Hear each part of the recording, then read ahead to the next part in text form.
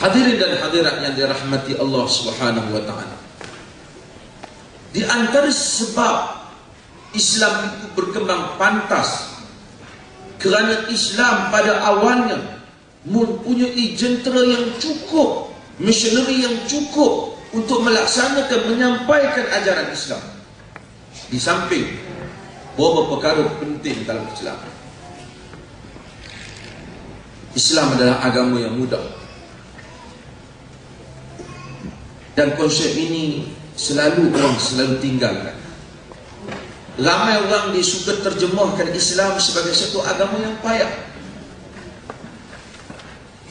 Dalam bulan Ramadan, Allah Azza wa Jalla apabila suruh manusia ini berpuasa dan memberikan kelonggaran kepada mereka yang bermusafir dan sakit untuk ganti pada hari-hari yang lain, Allah menyebut yuridullahu bikumul yusra wa la yuridu bikumul usra.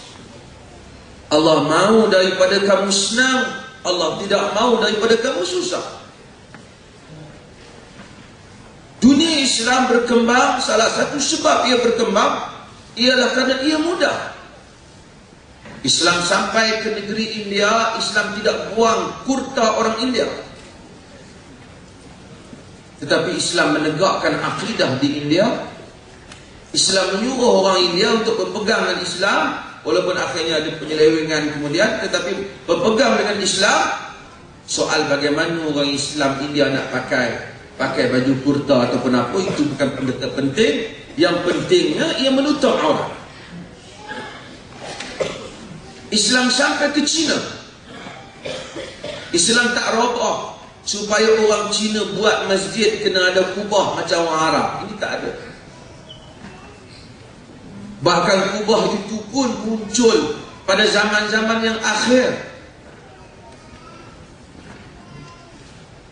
Pada zaman Nabi belum ada kubah. Masjid Nabi hanyalah berbumbungkan dengan pelepah tamar. Islam tak suruh orang Cina ubah pakai baju jubah. Kalau dia nak pakai tak apa. Tetapi Islam tegakkan akidah.